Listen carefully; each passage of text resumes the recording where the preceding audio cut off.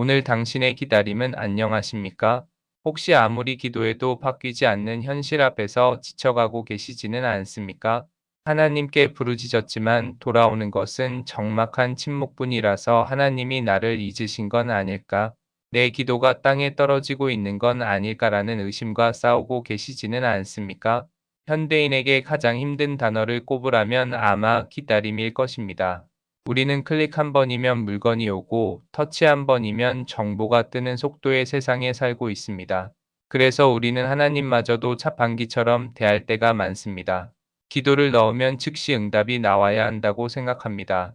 하지만 인생은 그리고 신앙은 그렇게 작동하지 않습니다. 오늘 저는 여러분과 함께 우리 인생에서 가장 고통스럽게 느껴지는 이 멈춤의 시간이 사실은 가장 역동적인 하나님의 일하심이라는 역설에 대해 나누려 합니다. 오늘 말씀을 통해 당신의 지루한 기다림이 위대한 걸작이 탄생하는 숙성의 시간으로 재해석되기를 소망합니다. 먼저 우리가 오해하고 있는 시간의 개념부터 짚어보겠습니다. 우리는 밭에 씨를 뿌리고 다음날 나가서 싹이 트지 않았다고 땅을 파헤치는 농부를 어리석다고 말합니다.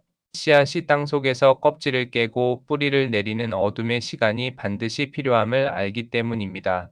그런데 왜 우리는 우리 인생에 대해서는 그 시간을 참지 못할까요? 자연에는 숙성이라는 법칙이 있습니다.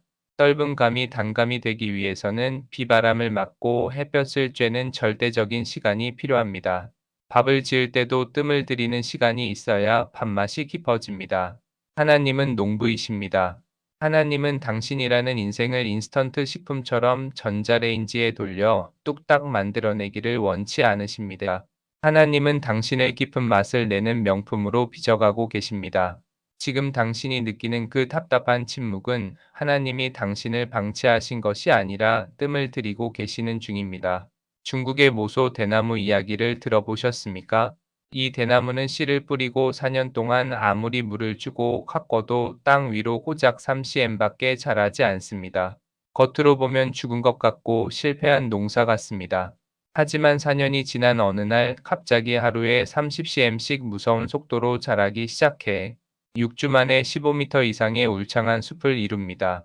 도대체 4년 동안 무슨 일이 있었던 걸까요? 대나무는 자라지 않은 것이 아니라 땅속 깊이 뿌리를 뻗고 있었던 것입니다.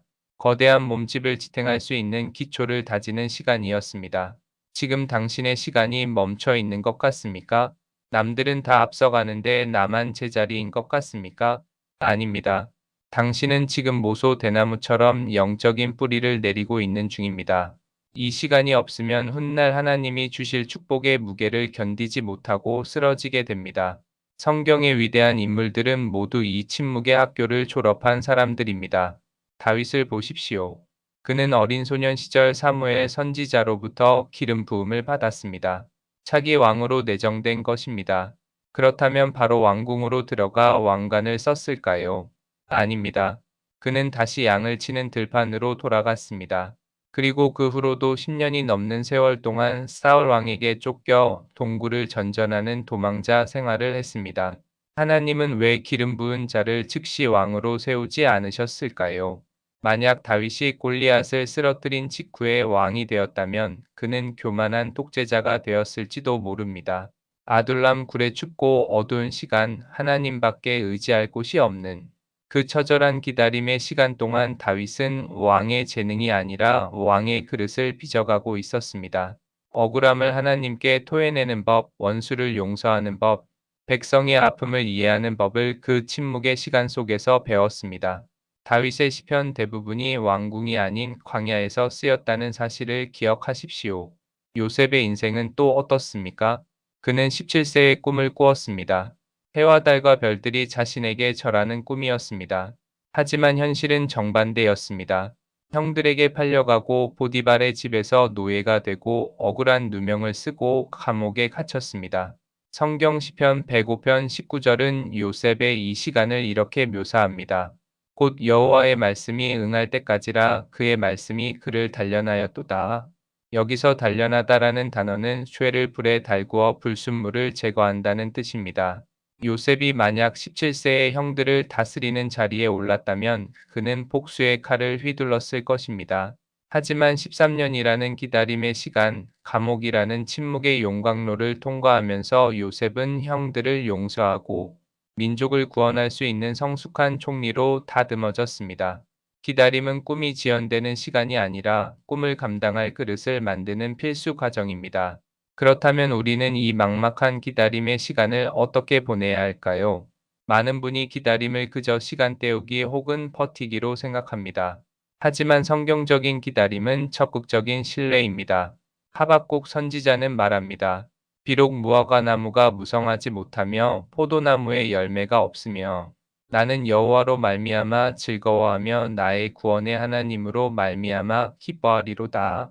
상황이 바뀌지 않아도 하나님 한 분만으로 기뻐하는 훈련, 이것이 기다림의 핵심입니다. 첫째, 하나님의 성품을 신뢰하십시오. 하나님은 선하십니다. 하나님은 당신을 사랑하십니다. 이 두 가지 사실은 어떤 상황에서도 변하지 않습니다. 상황이 이해되지 않을 때는 상황을 보지 말고 하나님의 성품을 보아야 합니다. 하나님이 왜 안 주시지? 라고 묻는 대신 선하신 하나님이 지금 안 주시는 데에는 분명히 선한 이유가 있을 거야 라고 고백하십시오. 때를 쓰는 어린아이의 믿음에서 아버지의 뜻을 헤아리는 성숙한 자녀의 믿음으로 자라가는 기회가 바로 지금입니다. 둘째, 오늘 당신에게 주어진 작은 일상을 성실하게 살아내십시오. 많은 사람이 큰 응답을 기다리느라 오늘의 소소한 의무를 소홀히 합니다. 하나님이 응답 주시면 그때 열심히 해야지라고 생각합니다. 하지만 하나님은 작은 것에 충성된 자에게 큰 것을 맡기십니다. 요셉은 감옥에 있을 때 언제 나갈지 모르는 절망적인 상황에서도 죄수들을 돌보는 일에 성실했습니다. 다윗은 왕이 될 약속을 받고도 당장 눈앞에 있는 양 떼를 지키는 일에 목숨을 걸었습니다. 기적은 어느 날 갑자기 하늘에서 떨어지는 것이 아니라 묵묵히 쌓아 올린 성실의 하루하루가 임계점을 넘을 때 터져 나오는 것입니다. 오늘 설거지를 하고 출근을 하고 공부를 하고 아이를 돌보는 그 지루해 보이는 반복이 사실은 하나님의 때를 앞당기는 거룩한 재료들입니다. 셋째, 미리 감사하십시오. 이것이 가장 강력한 믿음의 행위입니다. 응답을 받고 나서 감사하는 것은 누구나 할 수 있습니다. 하지만 아직 손에 잡히는 것이 없고 눈에 보이는 것이 없을 때 주님 이루실 것을 믿고 감사합니다라고 선포하는 것은 하나님을 감동시킵니다. 여리고 성은 무너진 다음에 소리친 것이 아니라 소리쳤을 때 무너졌습니다. 찬양은 문제 해결의 결과가 아니라 문제 해결의 열쇠입니다. 기다림의 시간에 입술을 지키십시오. 불평과 원망으로 시간을 죽이지 말고 감사와 찬양으로 시간을 살리십시오. 사랑하는 여러분, 이사야 40장 31절은 약속합니다. 오직 여호와를 앙망하는 자는 새 힘을 얻으리니. 여기서 앙망하다는 말은 줄을 팽팽하게 잡아당기며 기대한다는 뜻입니다. 느슨하게 기다리는 것이 아닙니다. 하나님이 언제 일하실지 눈을 크게 뜨고 기대하며 기다리는 것입니다. 당신의 시간은 멈추지 않았습니다. 당신은 뒤처지지 않았습니다. 겨울나무를 보십시오. 잎이 다 떨어지고 앙상한 가지만 남은 것처럼 보이지만 그 안에서는 다가올 봄을 위해 치열하게 생명을 준비하고 있습니다. 겉보기에 아무런 변화가 없는 지금. 이 순간에도 하나님은 당신의 내면 깊은 곳에서 가장 부지런히 일하고 계십니다. 당신의 성품을 다듬고 불순물을 제거하고 믿음의 뿌리를 깊게 내리게 하고 계십니다. 하나님의 타이밍은 결코 늦는 법이 없습니다. 그리고 결코 서두르는 법도 없습니다. 가장 완벽한 때에 가장 완벽한 방법으로 하나님은 당신의 인생을 드러내실 것입니다. 그때가 되면 당신은 알게 될 것입니다. 왜 그때 하나님이 침묵하셨는지, 왜 그렇게 오래 기다리게 하셨는지, 그리고 고백하게 될 것입니다. 주님, 주님의 타이밍이 옳았습니다. 그 기다림의 시간이 나에게 가장 큰 축복이었습니다. 그러니 오늘 조급함을 내려놓으십시오. 불안한 마음을 주님께 맡기십시오. 그리고 이 침묵의 시간을 주님과 더 깊이 친밀해지는 사랑의 시간으로 채우십시오. 기다림은 형벌이 아닙니다. 하나님이 당신을 명품으로 빚어가는 은혜의 시간입니다. 함께 기도하겠습니다. 시간의 주인이신 하나님 아버지, 응답 없는 긴 기다림 속에서 지쳐가는 영혼들을 오늘 말씀으로 위로하여 주시옵소서. 우리는 빨리 가고 싶어 하고 빨리 결과를 보고 싶어 합니다.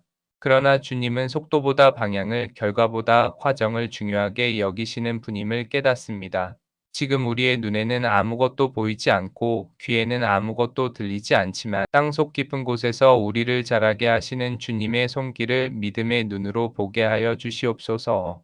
다윗처럼, 요셉처럼 이 침묵의 시간을 견뎌내어 마침내 주님이 쓰시기에 합당한 정금 같은 그릇으로 빚어지게 하옵소서. 조급한 마음 대신 평안을 주시고 불평 대신 감사를 주시옵소서. 기다림조차 예배가 되게 하시는 예수 그리스도의 이름으로 기도드립니다. 아멘. 하나님의 때는 반드시 옵니다. 그때까지 묵묵히 기도의 자리를 지키는 여러분이 되시기를 축복합니다. 이 영상이 긴 기다림에 지친 당신에게 새 힘이 되었다면 좋아요와 구독 부탁드립니다. 여러분의 인내를 응원합니다. 다음 영상에서 만나요.